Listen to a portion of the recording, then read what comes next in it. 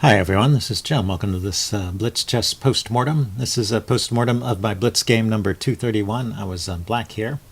Before we get into the game, I just wanted to mention that I'm going to be away from my computer for about a week here, so I won't be uploading any videos for that time. Just enjoy the videos that are here, this video and the others, and I will start uploading again as soon as I get back. So yeah, let's get on with the game. My opponent kicked off with d4. And I played knight f6, thinking to go into something like a Bogo-Indian or a King's Indian. Hadn't quite decided. There's lots of moves that white can play here, not what my opponent played. So c4 is the most normal move, allowing all of those traditional openings. There's knight f3, which can be a preliminary for setting up the London system or the call system. There's bishop g5, the Trompowsky. There's knight to c3, the Richter-Verasov attack. There's g3, setting up kind of a Catalan. There's c3 and e3, setting up this pawn triangle. So lots of different ways to play. What my opponent played, however, was h3. So that's one of those none of the above moves. So if we back up, yeah, there's no moves of that in the database. So we're just out of the opening book with that move. So looks like I could gain a quick equality just by playing d5, and I've already equalized. Also c5, e6 moves to consider. So I play e6, still thinking along the lines of a Bogo-Indian. He goes c4, and now once again I could play c5, d5, even b6 here. I play bishop b4, check.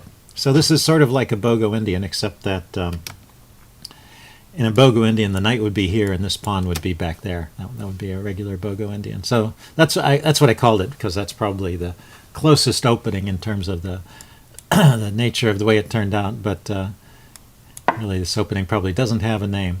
So this wasn't the most accurate way to play, and he should probably take back with the knight here, the engine thinks. But it still maintains, close to equality, maybe a slight edge for white if he played in the most precise way. So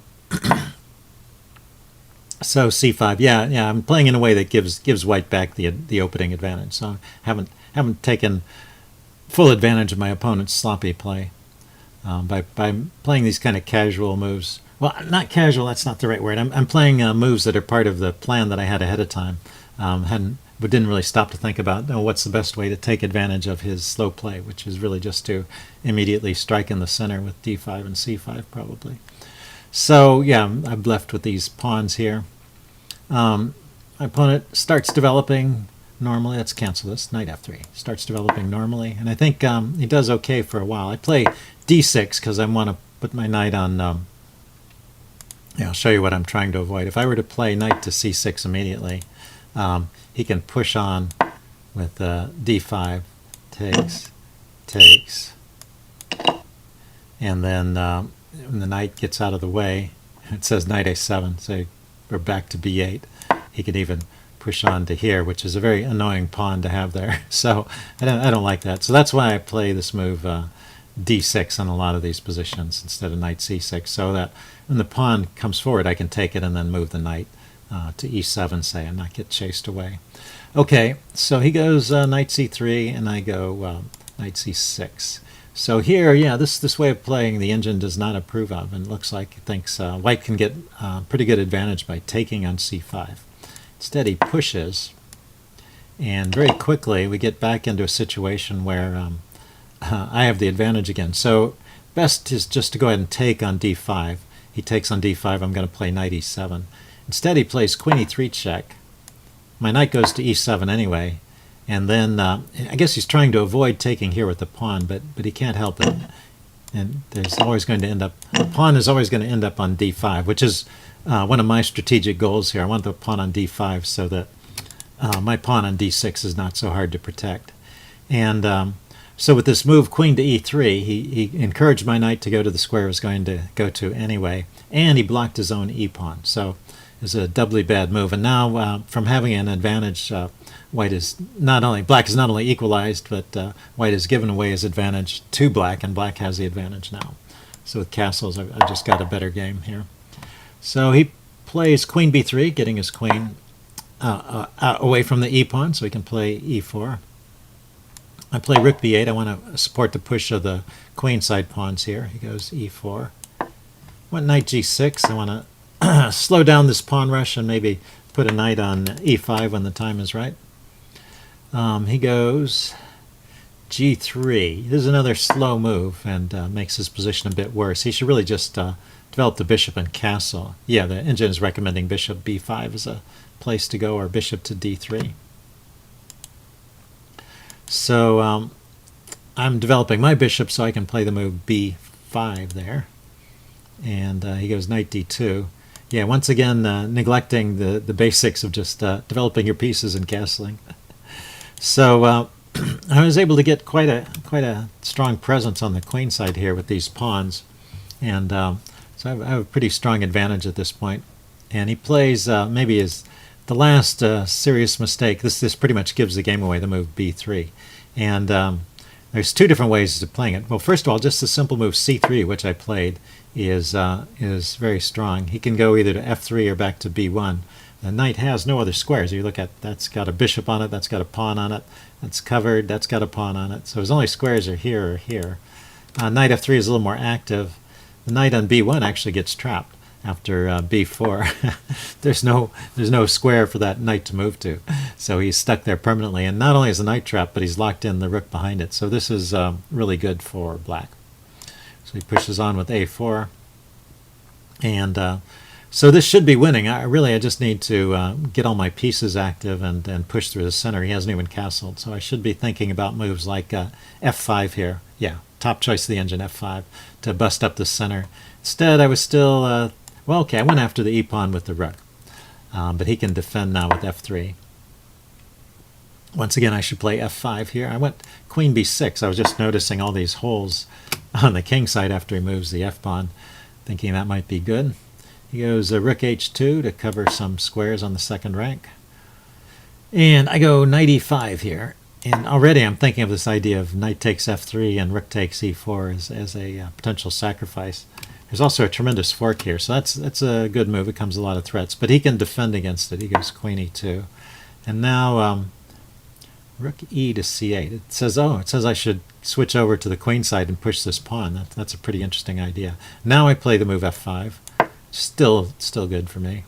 And he's starting to get uncomfortable in the glare of these pawns. If this e-file opens up, his queen and his king are going to get skewered, so he's got to watch out for that.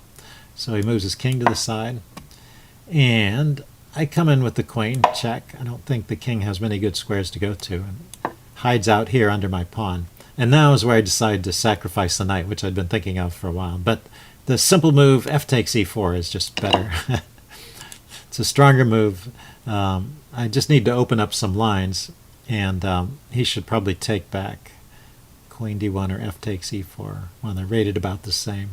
But if he takes back, then I get a rook on the f-file. This is going to be pretty deadly. I have control over the f2 square. He can't put a piece there because I've got the queen on it and the rook on it already. So it's looking pretty bad. Let's see, if he tried the other move, queen to d1.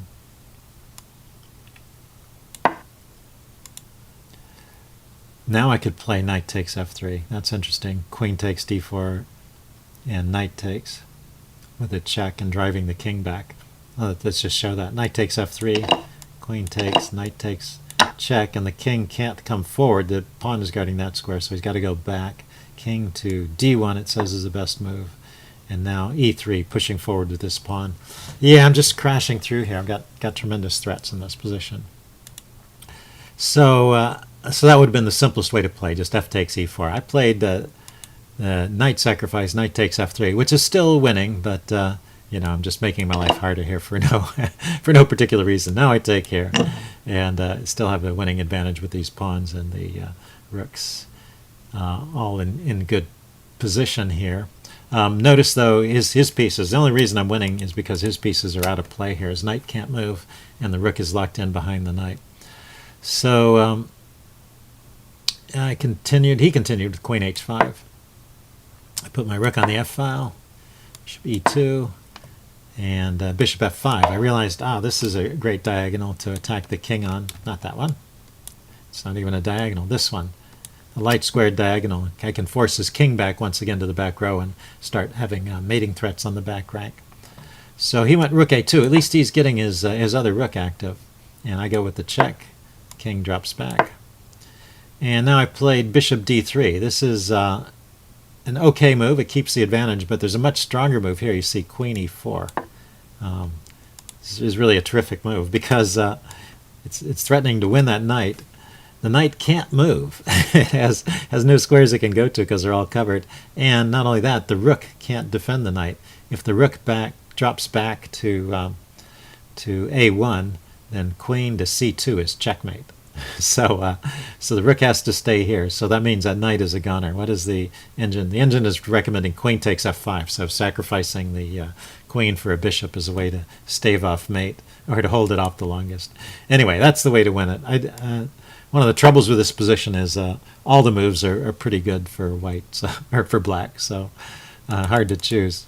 But really, you should look for the best move, because the longer the game goes on, the more likely, or the more opportunities your opponent has to mess you up. The more opportunities you have to make mistakes, and the more opportunities he has to confuse you. Okay, so he went bishop d1 here. Didn't want to trade and open things up anymore. And now I get my rook all the way to the first rank. So this is good. My opponent played h4. And now the move I should play is just rook b to f8. And this comes with this terrific threat of rook takes bishop, queen takes rook, and then the other rook to f1. What I missed was, after I'd taken the rook, I missed the fact that it was defended by his queen. I didn't even know that was happening. So the queen takes back. So I sacrificed the exchange for no reason, after having sacrificed the rook for no reason. So I'm down a whole rook here. But I still have a winning advantage because the position of my queen, knight, and pawns are just so overwhelming, and his pieces are disorganized. So I go rook f8, which is, for once, one of the computer-recommended moves. And I am threatening to come here to the first rank, similar to the other variation, but now he has time to defend. He can drop his rook back to h1. And now I should push on with c2 here. For some reason, I was thinking that was not working. So if I play c2, he takes with the rook. I can't really take with the... not e2, c2, that's what it was. I'm sorry, yeah, so e2 was not working, but c2 does. Why is this better? Rook takes c2, and now queen takes... Oh, and now e2. This is very confusing. Why not rook takes e2 here? Because of rook c8 check. Aha, it's about opening up the file. That's a really neat tactic. Okay, let's back up here. So the idea is to sacrifice the c-pawn, then play the e-pawn forward, and that gives you rook to c8 to check the king. Okay, so I didn't see that. I thought about rook e2 briefly, and I realized he could take it because my bishop is pinned against my queen. So the bishop is not really defending it. But that's a pretty interesting idea the chess engine had there. I played rook f2, the second choice, and not a bad move. And now he should play like this. He should take my rook, and then I will take, and he's still a whole rook up at this point, but I can start winning some material back. Let's see how it's white's move. So say queen f3.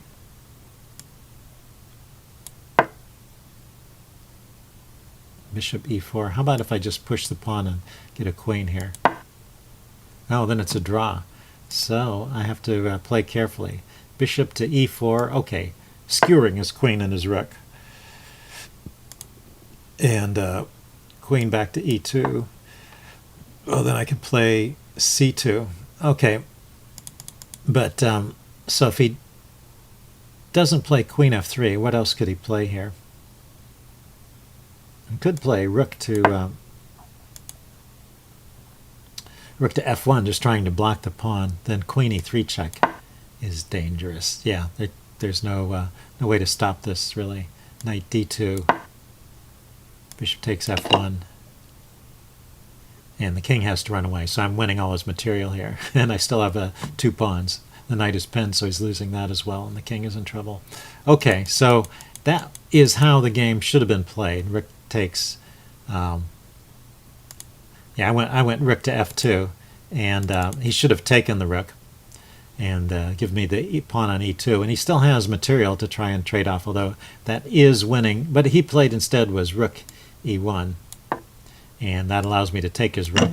And at this point, he just resigned. There's this really tremendous threat of rook to here, which would be checkmate, except that, well, he can sacrifice the queen for the rook there. Anyway, what's it say? Rook e2, yeah, so just starting to give up material to stop this. These imminent mate threats.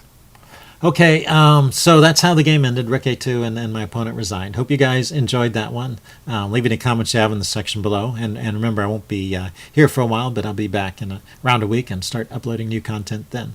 See you later. Bye.